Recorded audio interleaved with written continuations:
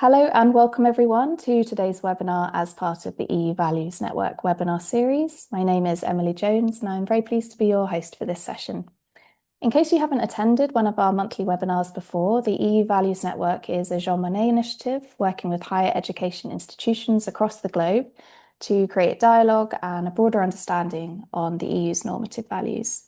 You're very welcome to follow and subscribe to our work on any of your favorite social media channels. For example, we have videos and podcasts and webinar recordings, including the one from today, which is on our YouTube channel.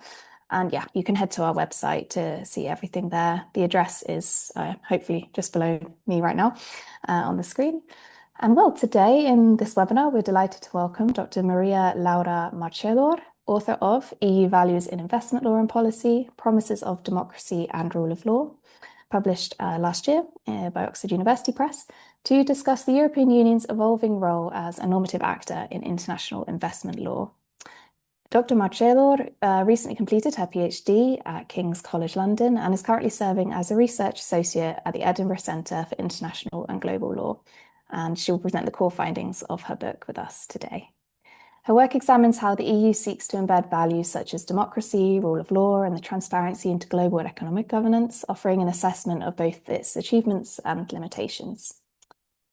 We're also very pleased to be joined by Dr. Marja-Liisa Öberg, Associate Professor of EU Law at Lund University and Director of the Master's Programme in European Business Law. Her research focuses on EU law and the external reach of the internal market, with particular interest into the exportability of EU legal and economic models beyond its borders. She will act as a discussant today.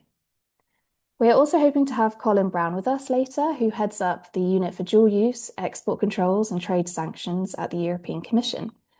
He has been called into an urgent press briefing, but intends to join us in a little while, so fingers crossed and stay tuned. We hope to have him with us very soon. And well, we're very pleased to have all of you with us, wherever you may be watching with us today. If you have comments or questions as we go, you can find the Q&A box at the bottom of your screens and feel free to write in there and we'll come to that towards the end of the session. And well, with that, a very warm thank you on behalf of the EU Values Network. I'm very happy to hand over now to Maria Laura for her presentation.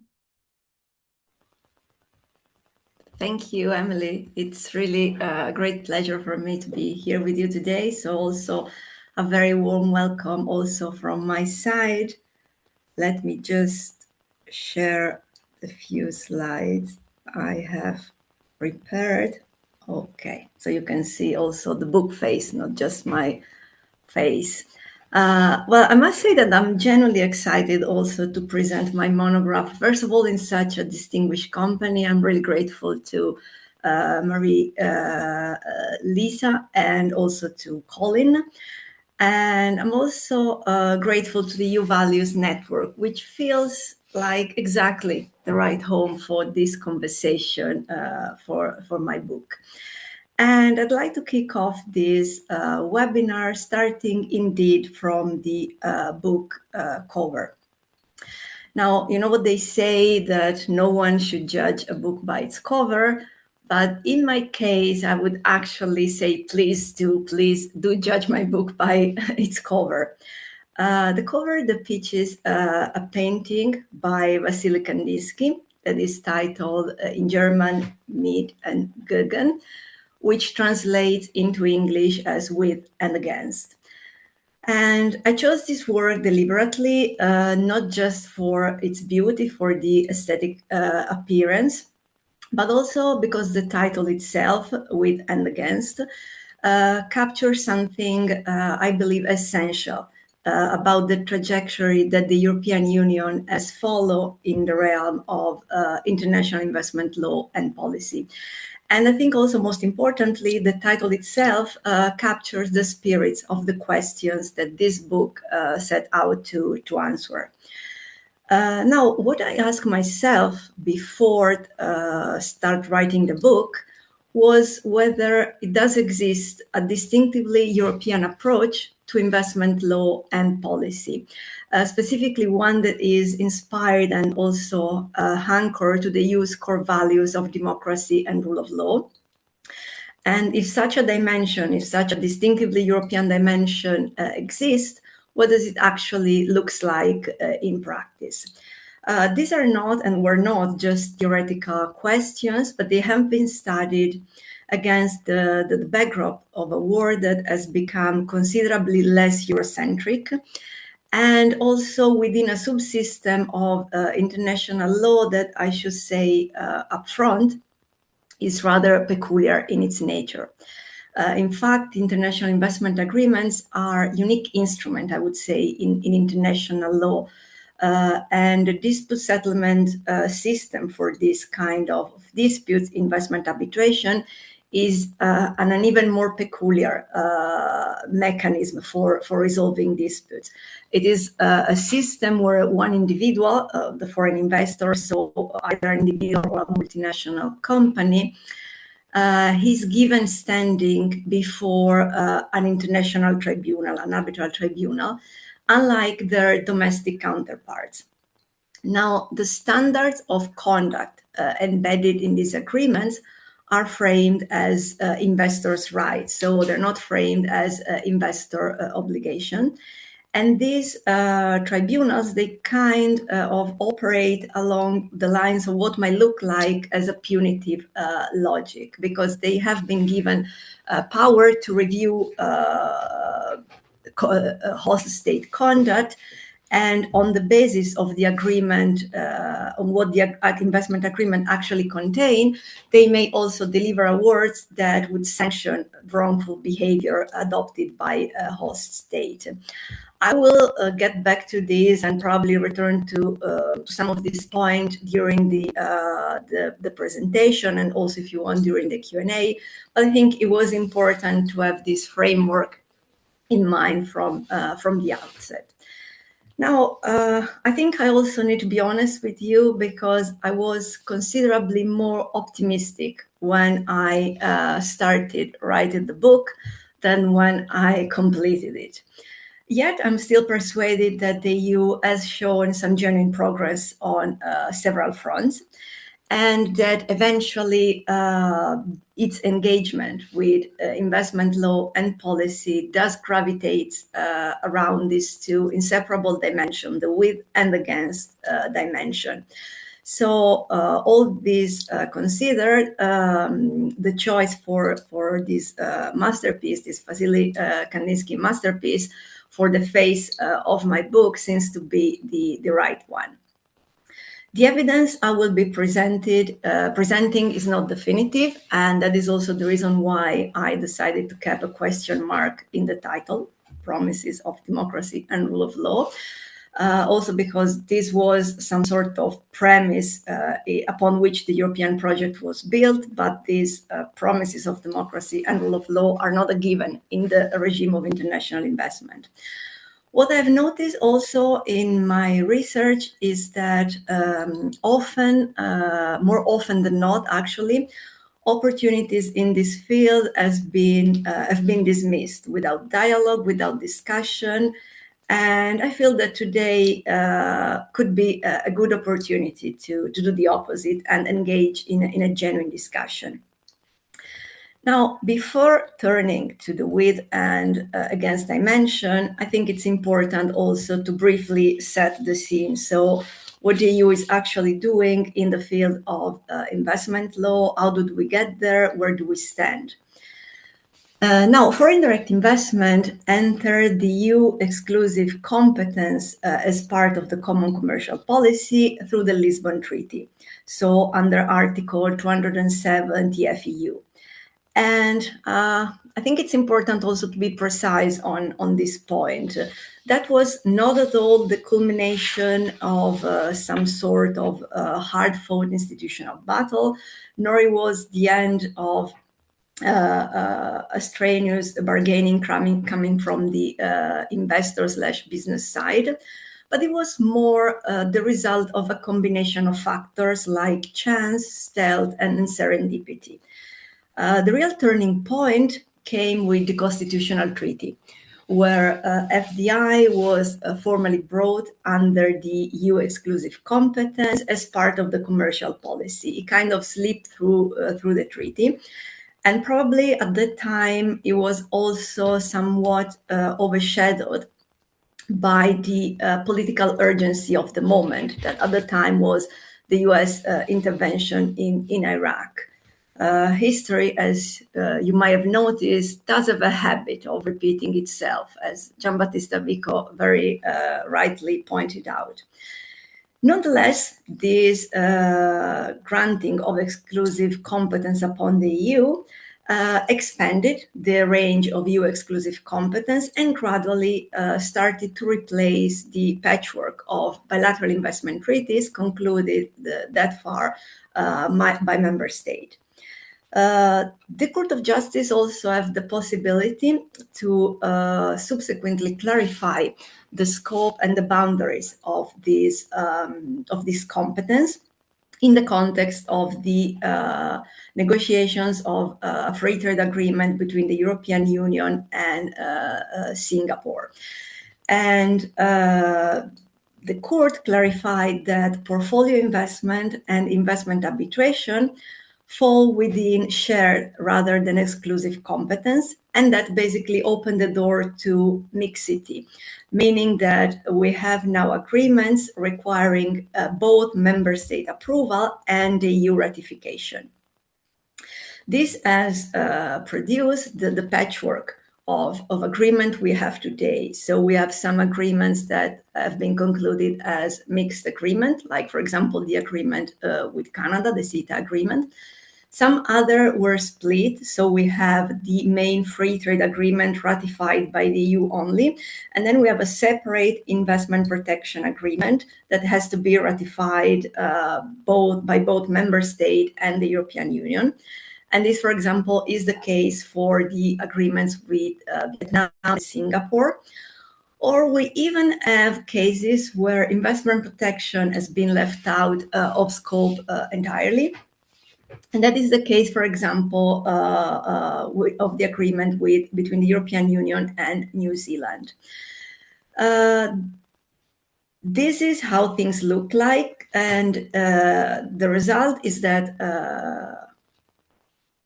we don't have none of the agreements, of the investment protection agreements, has actually entered into force at the moment.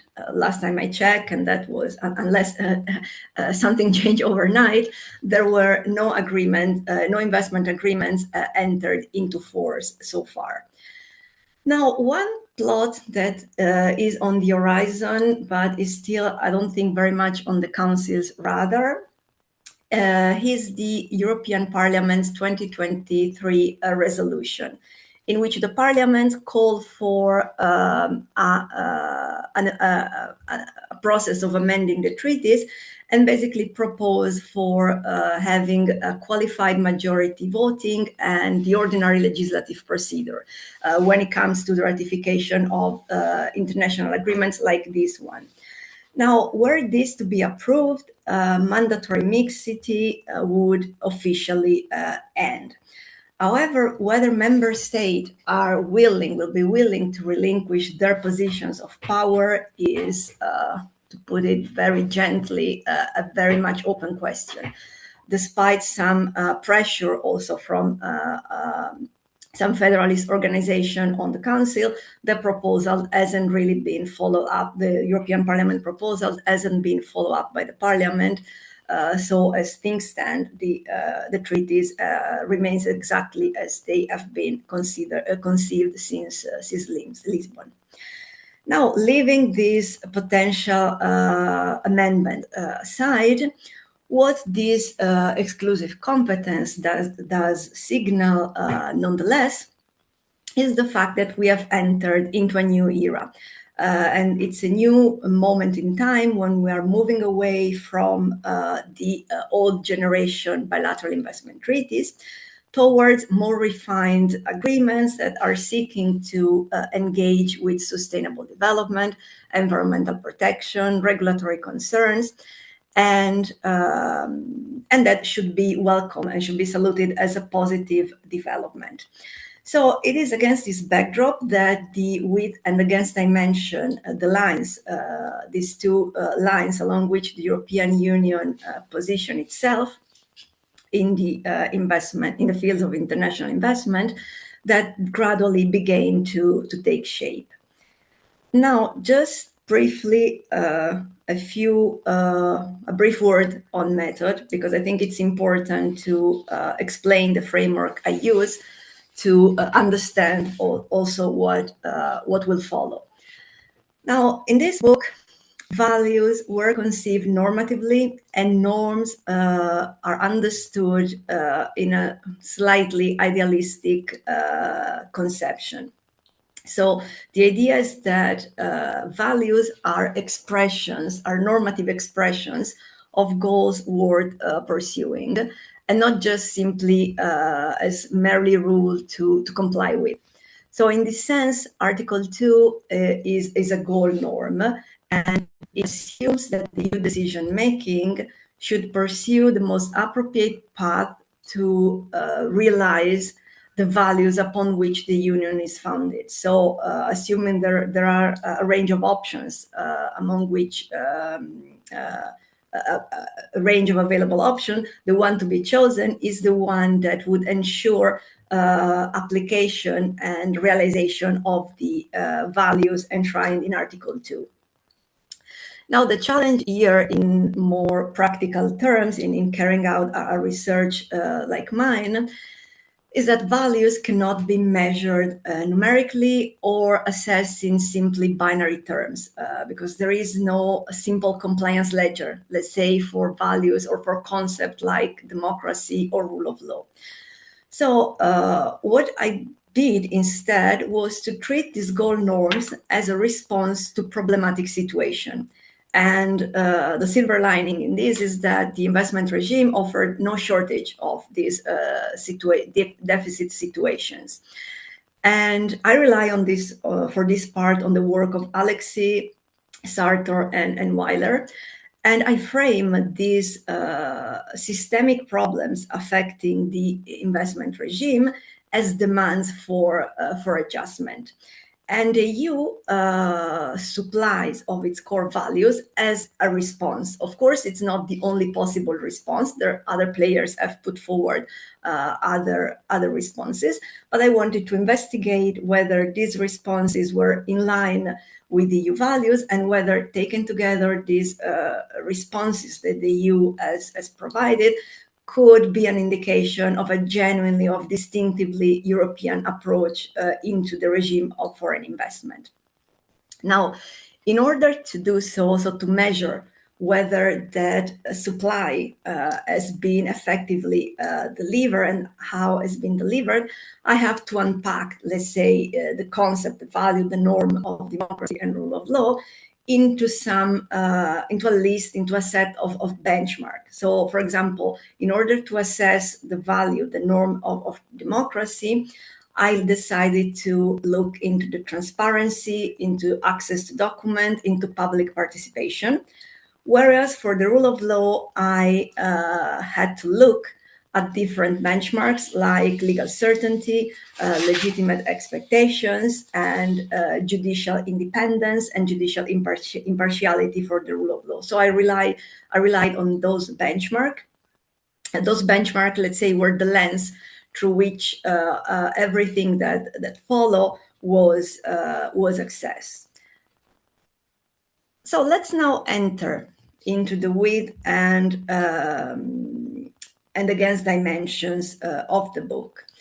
So the width dimension, I'm happy to say that this is the most romantic part of the book.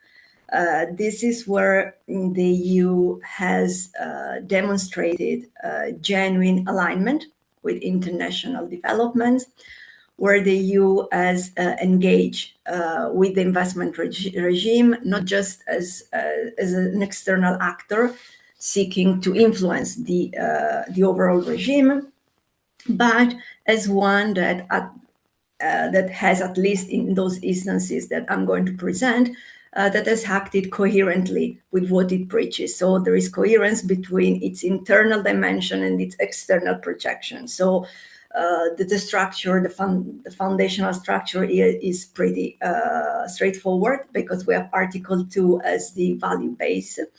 And then we have, of course, the aspiration to propel that base abroad as per Article 3.5 and Article 21. So the idea is to propel that orientation, that attitude beyond EU borders, so in the conduct of the EU external relations.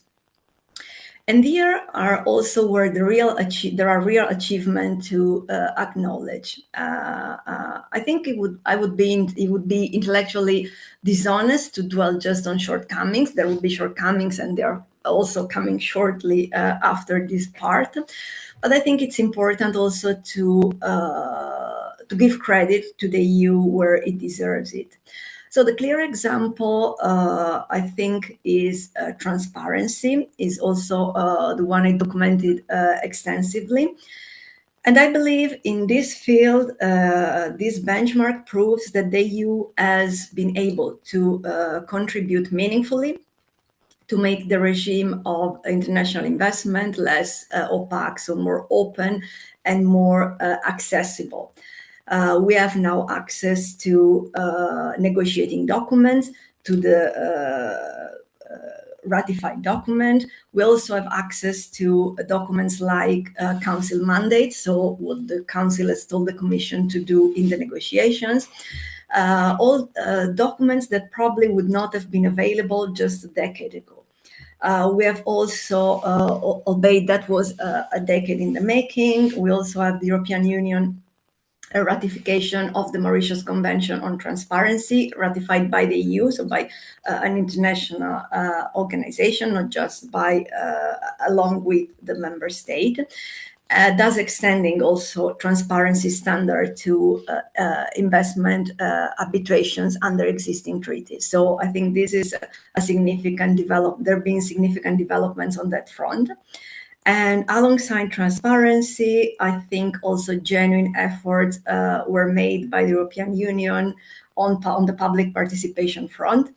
I'm thinking, for example, about the public participation, but also the new channels that the EU has envisioned for opening the process to the negotiation process to civil society, in ways that, again, were previously unthinkable in this field, where secrecy was rather the norm, the default option. And another area I think is worth mentioning are the attempts to rebalance, and they can be traces of these rebalancing attempts can be detected in the incorporation of provisions dealing with sustainability issues, but also in the inclusion of the right to regulate. So recognizing state right to regulate the state right to regulate has to be balanced again investors protection. So all these aspect, I think, represents a conscious effort the EU as a conscious commitment the EU has undertaken to move beyond the just merely the purely investor protective perspective logic that feature all investment BITs. And that is something that is moving towards, that is also moving towards something closer to the EU values of democracy and rule of law. So I think all in all, there is a positive development to be acknowledged on many fronts. Now, does this mean that everything is resolved, that the outcomes are perfect? Absolutely not. But I think it's important to acknowledge that solid progress has been made on those fronts before turning, of course, to what hasn't worked or is still, let's say, very much in the making. So this is where we enter the against dimension, because however sound also the EU image as a value-based actor could be on paper, the reality is considerably more complex, especially in a field as challenging as the field of foreign investment. So this is where, and this we are moving towards the against dimension. This is where the limits and the shortcomings of the EU action are indeed more visible. Now, the clearest path I found in this category is that probably is one that the audience is probably already familiar with. That is that the EU doesn't always do what it preaches. And this is very much detectable in the very cautious / tepid attempts at reform. Take public participation that I just praised a few minutes ago. Participation in practice doesn't reach the status of a normative principle. Whether this is the solution, I'm open. I understand it's a complex concept and I'm open to debate on the point. But what I think it ultimately remains open and also remain problematic in the EU setting is that participation still has a very consultative, discretionary, and ultimately very limited legal weight in the process. Also, it's very much unclear the extent to which public input has been actually taken into consideration in the outcome and has indeed shaped the outcome or not. Another controversial area that falls under the against dimension is the investment dispute settlement attempts of reform. Now, we have here the two main proposals put forward by the EU, the investment court system and the multilateral investment court system. Now, while the multilateral investment court system has gained, I would say, not that much traction globally, this could also be an indication that, after all, the EU is more effective in proceeding one agreement at a time and more effectively as at bilateral level, so as one-on-one negotiators, rather than initiate a more systemic reconfiguration.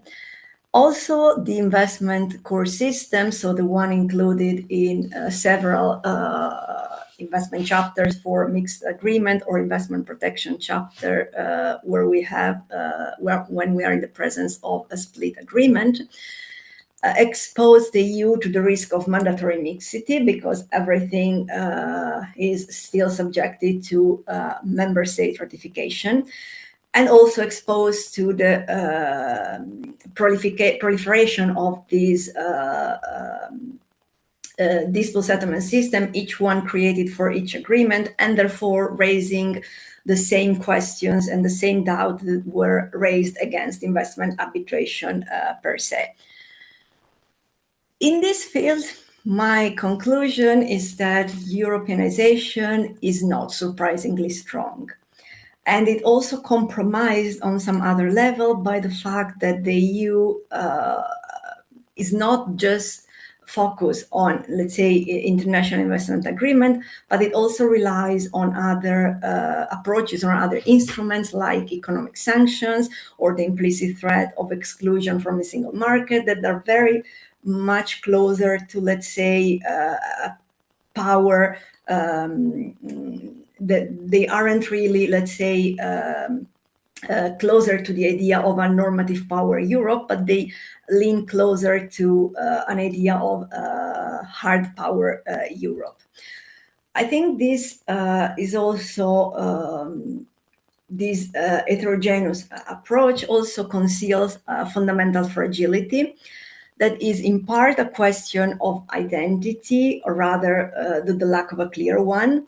A picture that is furthermore complicated by the deep tension that are still there between the European Union and its member state. So we have a permanent state, I would say, of internal fragmentation. It's more like a clash of internal powers that neither side, so neither the EU or the member state, are ready to cede.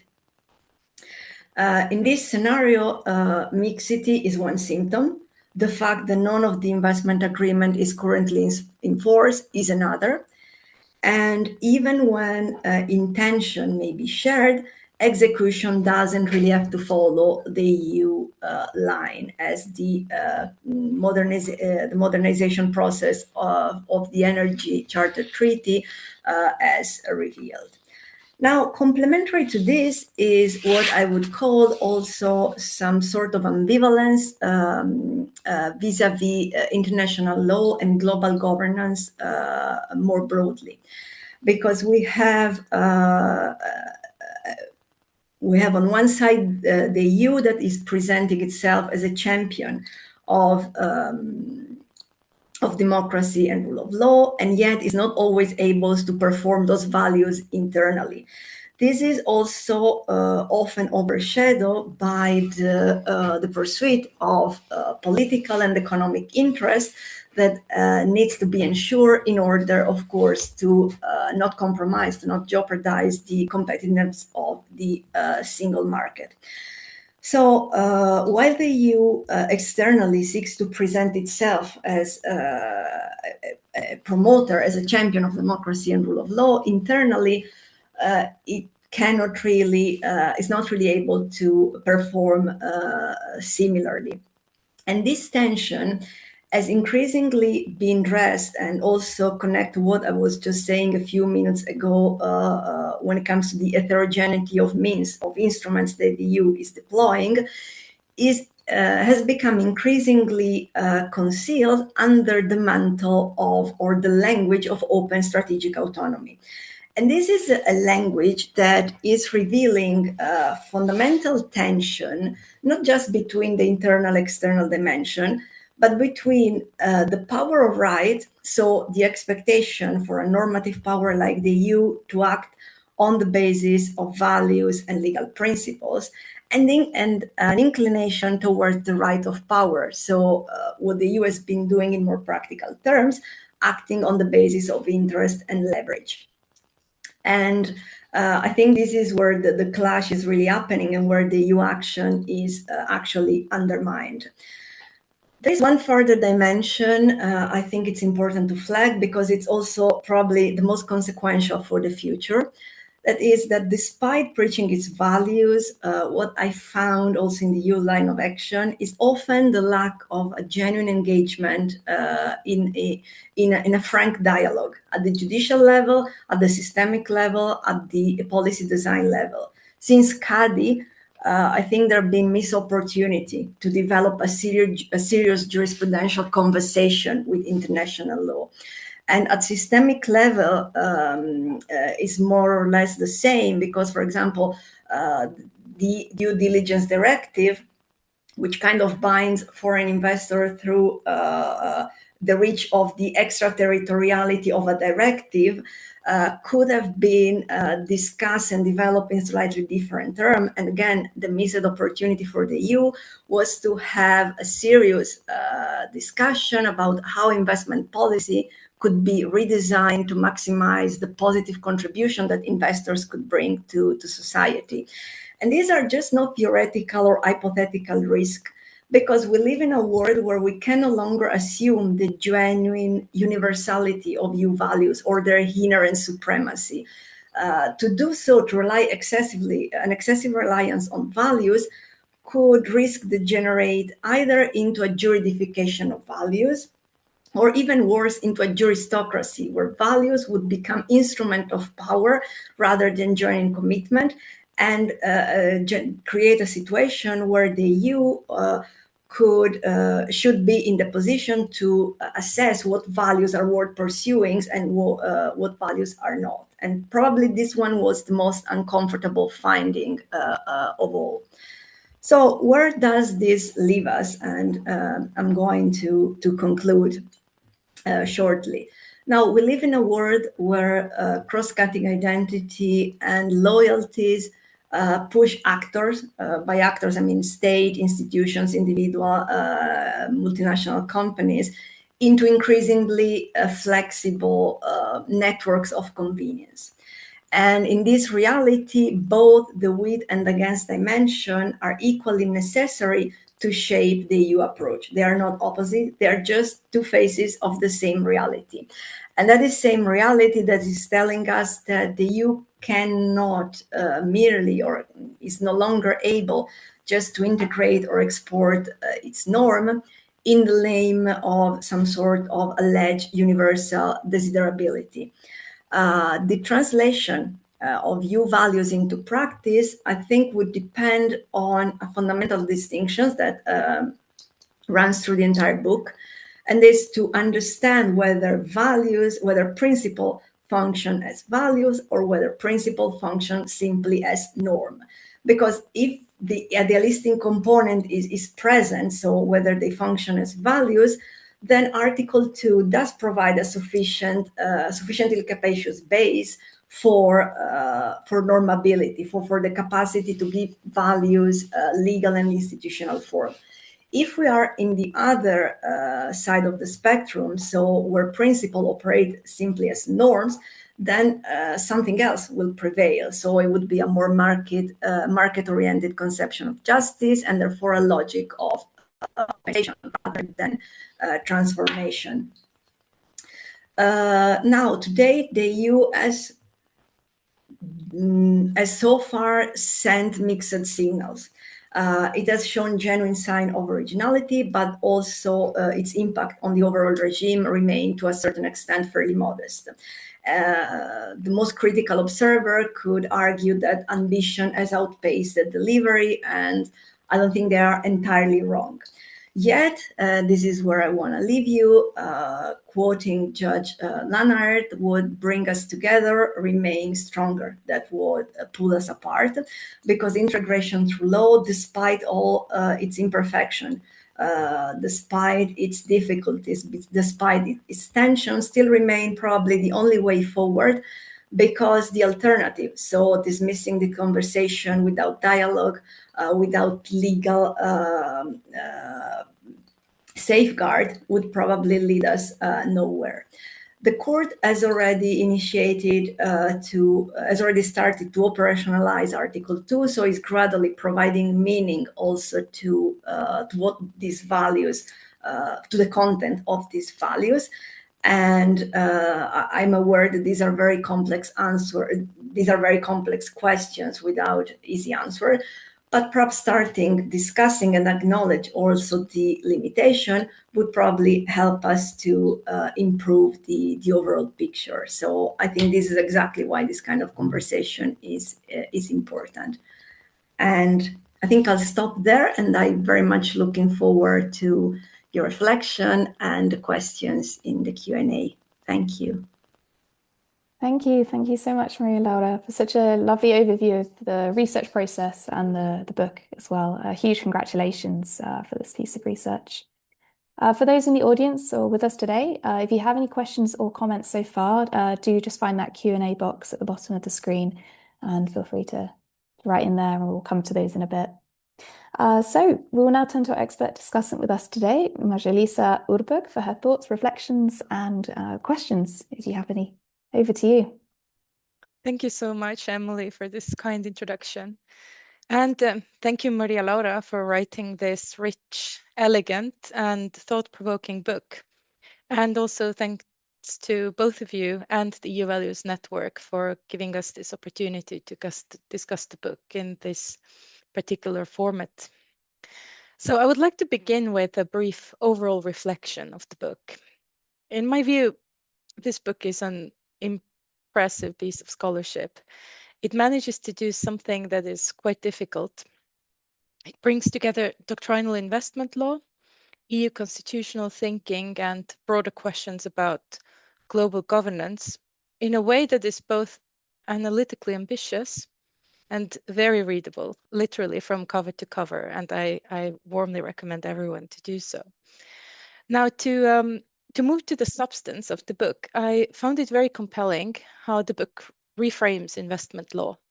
It does not look at the subject matter as a purely technical or economic field, but as a space in which the EU's identity and its role in the world are actively constructed and contested.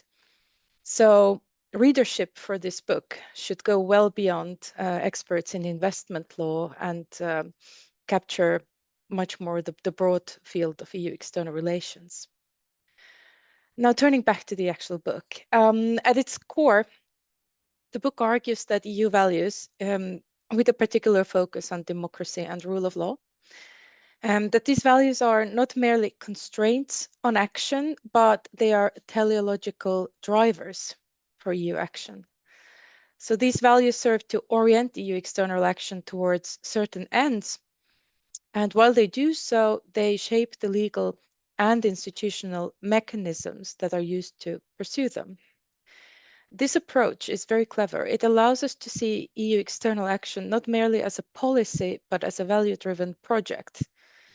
Drawing on Habermas, Maria Laura, the author, frames values as ends worth pursuing rather than obligations to be complied with. This actually helps explain why the EU often appears simultaneously principled and strategic. If values are goals, they justify action, they shape institutional design, and can be mobilized flexibly depending on the context.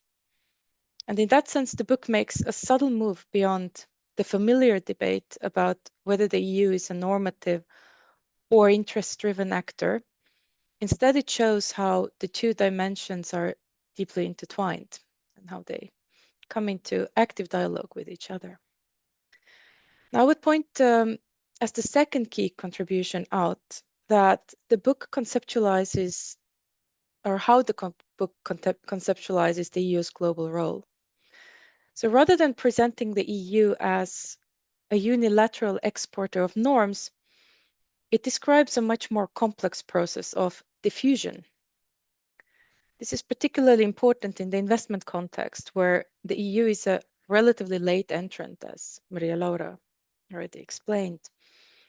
Other actors, such as the United States and Canada, have played a more formative role. In the field of international investment, norms emerge through interaction rather than imposition. So in this respect, the author's observation that Canada has at times been a forerunner in transparency is particularly telling because it challenges the idea that EU values are uniquely European, in quotation marks. Instead, it witnesses that EU values, so to say, are part of a broader normative ecosystem. The EU is therefore not always the originator of these values. It can also act as a consolidator, as an amplifier, or even as a follower. This complicates the narrative of normative power Europe, and it invites us to think of EU influence in more relational terms, depending on credibility, timing, and alignment with broader global trends.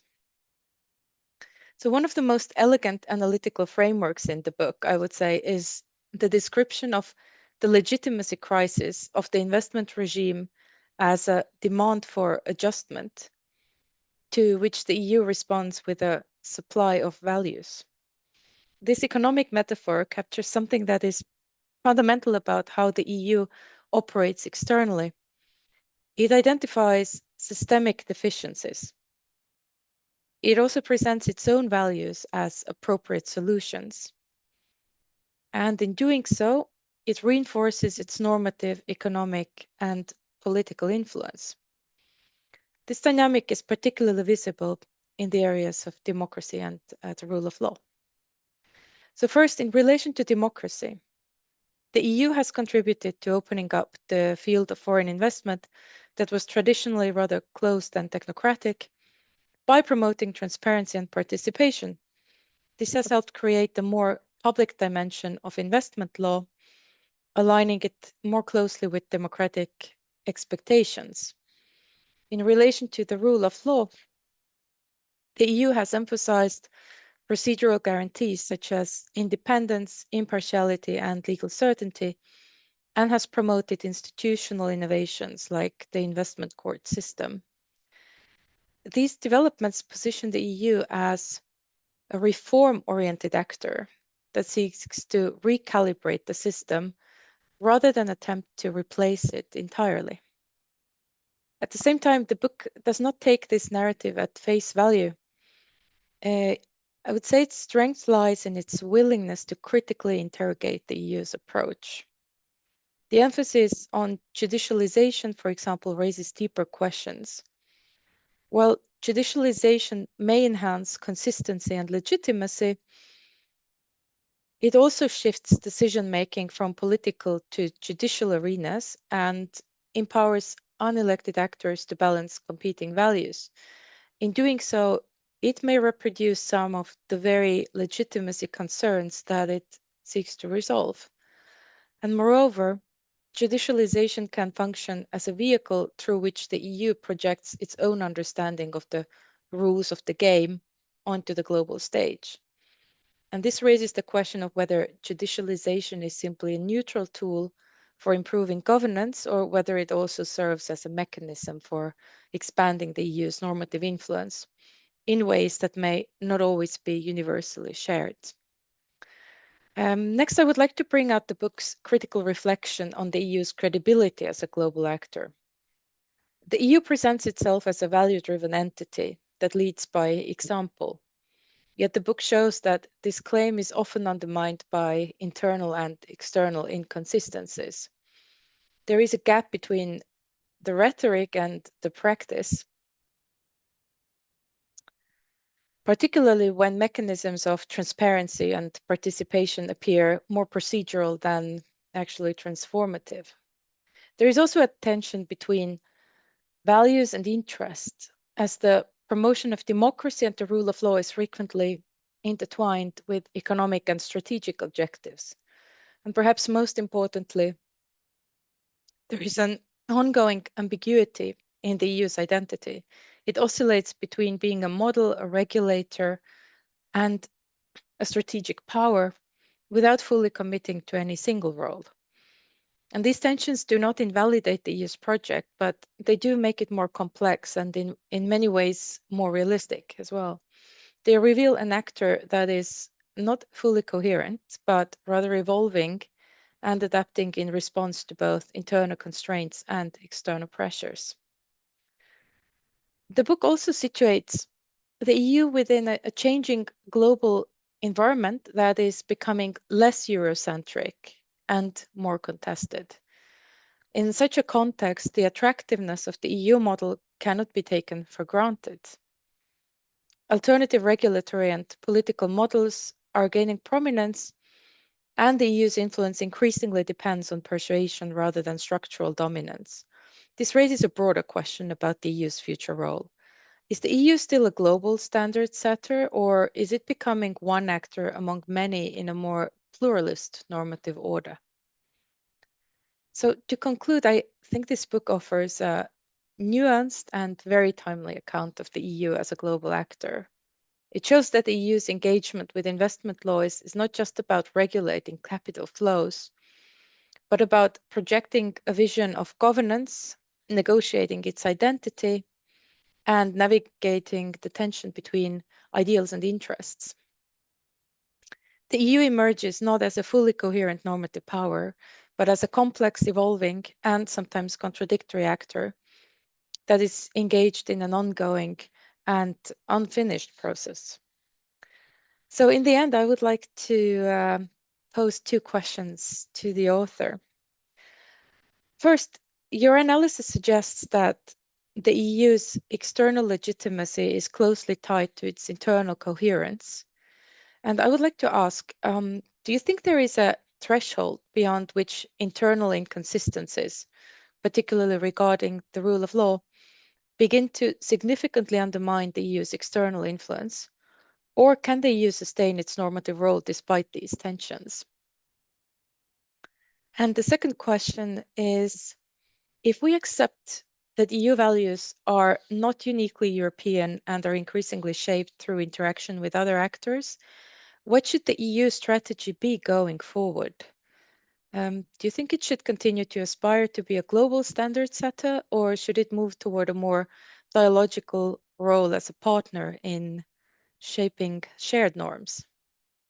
So with that, I conclude, and I thank and congratulate you again, Maria Laura, on a truly engaging and thought-provoking book. Fantastic. Thank you so much, Lisa. Great observations and questions raised as well. We can now turn back to you, Maria Laura, for your responses to these questions, and then we will see if we have any other questions from our audience with us today. Thanks. Well, thank you. Thank you also for having read the book. It's always reassuring for authors knowing that someone has enjoy actually reading the book. So thank you, and thank you also for your reflections and your questions. I think that when it comes to framing also the narrative, Article 2 is very much of help for us academic, because it does leave the room to play and to play between words and to play around also the interplay between a norm, a value, and a principle. So I think it could be read as confusion on one side, but on the other, it does leave us room to speculate whether indeed the rule of law or democracy, which are, as I also argue in the book, they are norms, because there are certain expectations when it comes to the rule of law and also when it comes to democracy. But then they are vested with this value mantle, and that is supposed to add some sort of expectations, maybe attached to the concept that extend beyond the legal sphere. And that is also where probably the problem of internal and external coherence comes into play. Because I think the problems here is the threshold that you mentioned in your first question. Is first of all a problem of it's a problem of the treaty, because as per Article 2021, we do have some sort of not just expectation, but we are expected the EU act externally in a manner that is coherent with what is preaching internally. And the problem sometimes is not just how well the EU is performing outside its border, although even that could be very much open to question, is whether the EU is actually doing what it preaches. And there are cases where internally this is problematic. And when it becomes problematic, it does undermine the influence the EU might exercise outside. And this is equally true, I would say, for both democracy and the rule of law in different ways, but in equal importance. Because we have a problem, especially when it comes to democracy, the democratic deficit, and we have much ink has been spilled over this problem, and we haven't really come up with a solution that is effective enough, because now the parliament has been given an expanded role thanks to Lisbon. But then again, we also live in a situation where citizens cannot really vote out those who haven't voted for, like it happens in every more or less healthy democratic system. And when we don't act coherently internally, I would say, there is a risk that even democracy could become a mask for the dominance of economic and technological, and in the EU would be even technocratic elite. And the same applies for the rule of law. I think there have been cases within the European member states where the EU line has been somewhat not that effective. And that is noticeable in some cases at the judiciary level.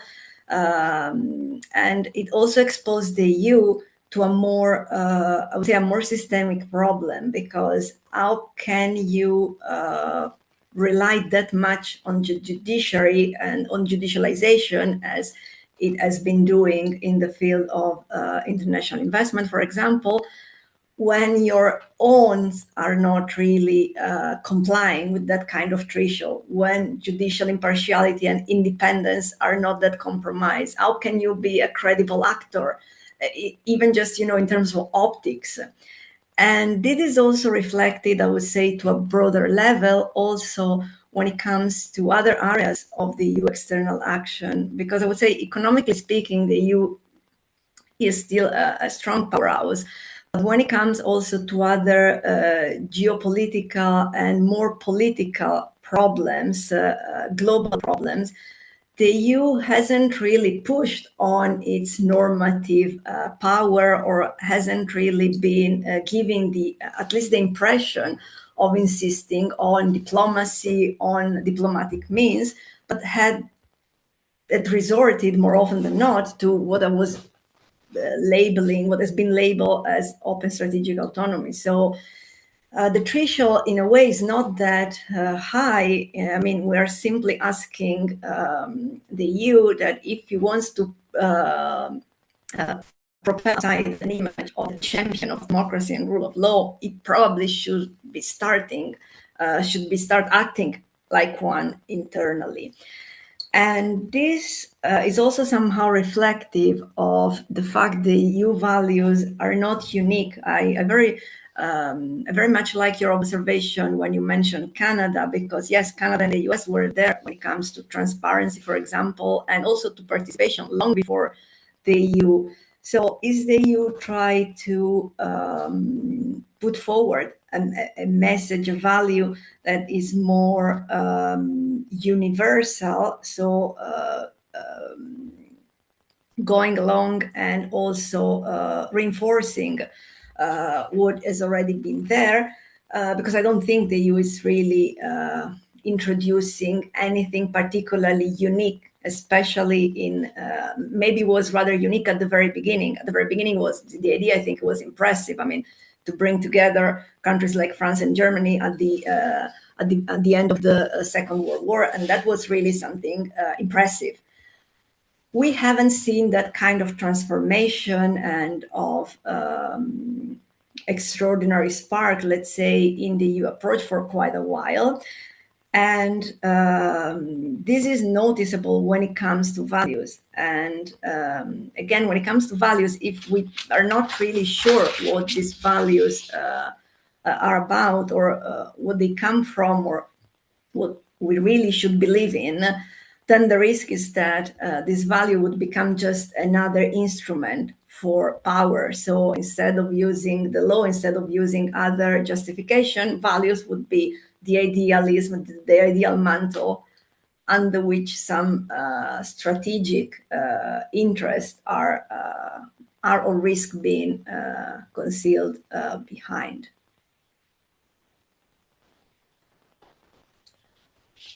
Wonderful. Thank you both. What a brilliant conversation to have been kind of a part of and to listen in on. Thank you again for your presentation. So right now, I do not see any questions that we have from the audience. If anyone has anything or perhaps thinks of something later, of course, please reach out to us at EU Values, and we'd be very happy to put you in touch with the panelists here today. Let me just check here. And for anyone that would like to rewatch parts or share with interested peers, this session will be on YouTube in the coming days.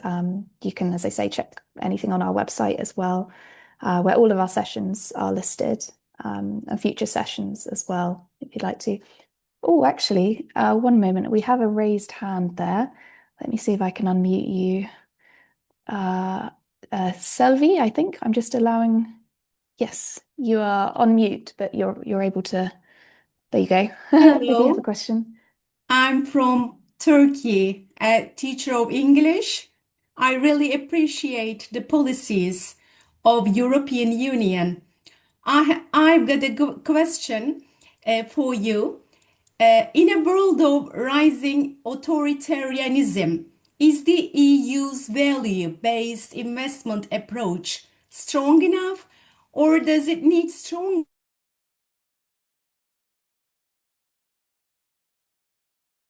I think we lost you at the end there. Sorry. Sorry, I think we lost you at the end there. Again, okay. Mhm. In a world of rising authoritarianism, is the EU's value-based investment approach strong enough, or does it need stronger enforcement tools? Thank you. Thank you. Thanks so much. Maria Laura or Marja-Liisa, as you wish to answer. You want me to go first? Okay. Well, I think in principle, there are, in principle, and also the treaties provide enough safeguards. So in principle, we don't need that much emphasis on that. However, as I argue in the book, the risk is that sometimes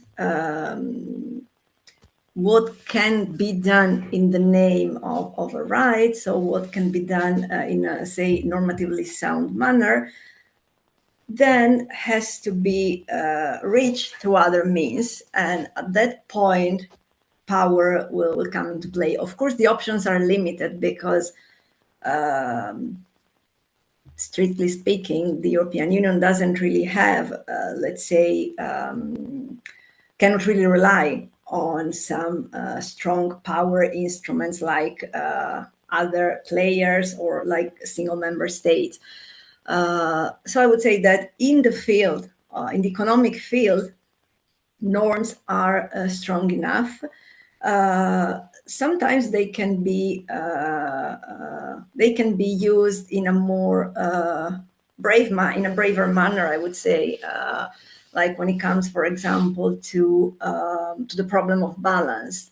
The European Union agreement, they do include a reference, that I was saying, to the right to regulate, and also to a public interest, which is very much the way the European law operates.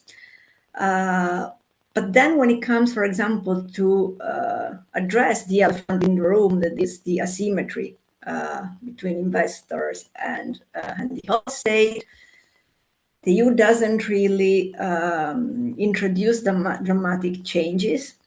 And yes, it takes two to tango, so it also takes the other economic partners to agree to a bolder line of reform. But I think it could have been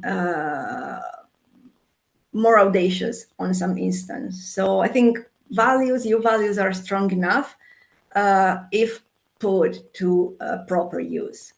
Otherwise, they're just nice provisions on paper. Yes, great. Thank you. And thanks for the question, Selvi, I think it was. Yeah, very nice to hear from you.